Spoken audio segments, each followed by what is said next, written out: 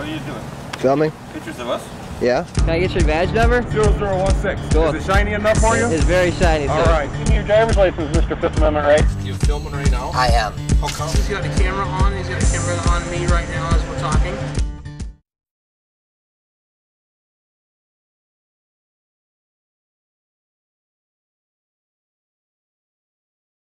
I am a police accountability and brutality activist out of Little Canada, Minnesota. Some of you are probably familiar with me for exposing that St. Paul cop that encouraged people to run over Black Lives Matter protesters and lie about the circumstances on social media. Today I'd like to share two quick stories involving police misconduct or poor behavior and a few free market solutions to discourage misconduct. The first story happened about 3.5 years ago. I was out filming police officers outside of my apartment building. An officer snatched my camera from me, charged me with disorderly conduct and obstruction of justice. And it took 18 months from the time my camera was taken away till I got acquitted. During this time, it took 17 visits to court and cost the taxpayers of Little Canada about $9,000 to try to prosecute me. The worst part about this is if I was convicted, the worst I'd have to pay is a $50 fine.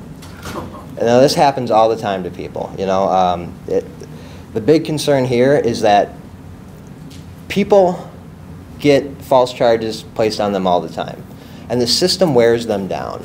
Going to court that much. Can you imagine having to take, 17 days off of work to go to court? To show up at court and just, for them to tell you it's been continued, you go home and have to come back again. I mean, most of us can't do that. I was lucky that I was laid off for half that time, so I was able to go to court.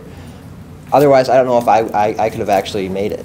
I mean, that's something for y'all to think about. I mean, there's tons of people out there that are going through the same thing every day. I mean, if you watch arraignment courts, they just take the plea because they don't have the time to take off of work. They don't have the money to afford a lawyer. So, I mean, think about that. Another incident that I witnessed back in 2014 was on New Year's Eve. I was riding the light rail in St. Paul. Then there was a homeless guy that got on.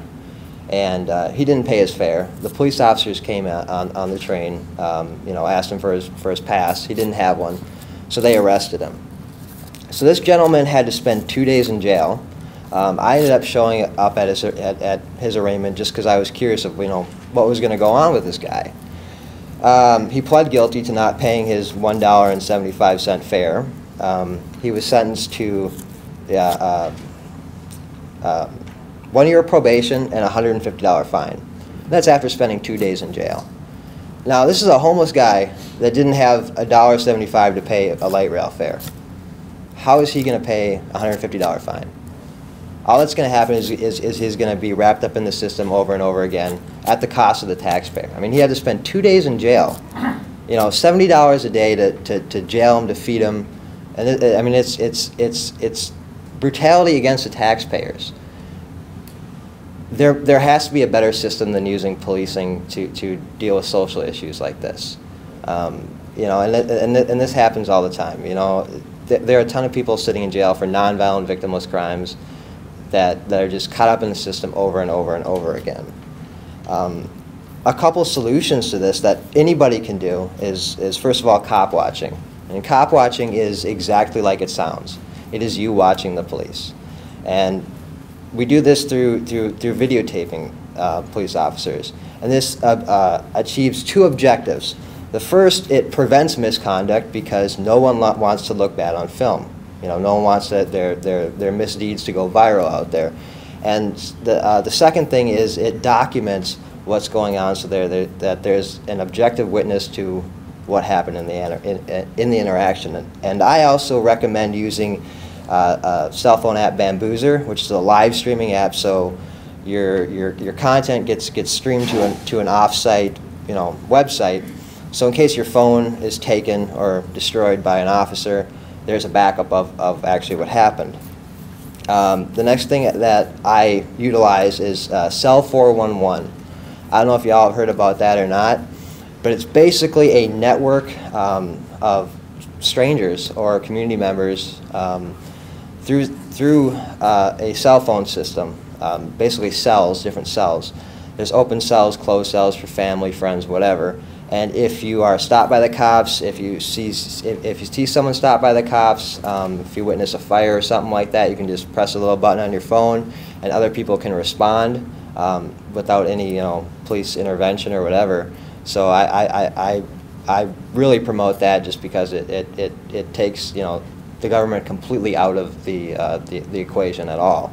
The other thing is Waze. Waze is a GPS program for your phone, and if you should happen to be driving down the street and see a road pirate issuing ransom notes to other people, you can hit a little button and alert other people that are using the same program, and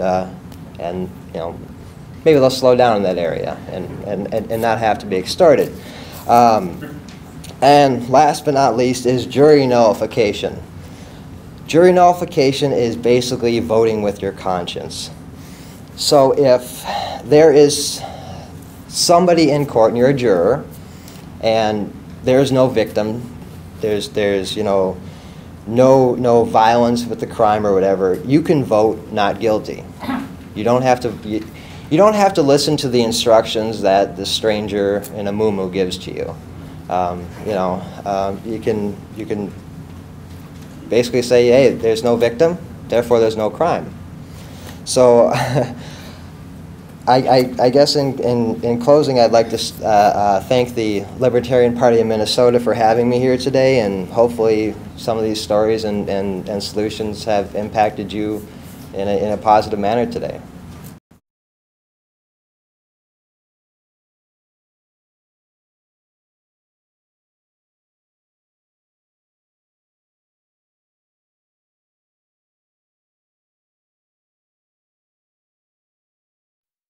If I end up on YouTube, I'm going to be upset.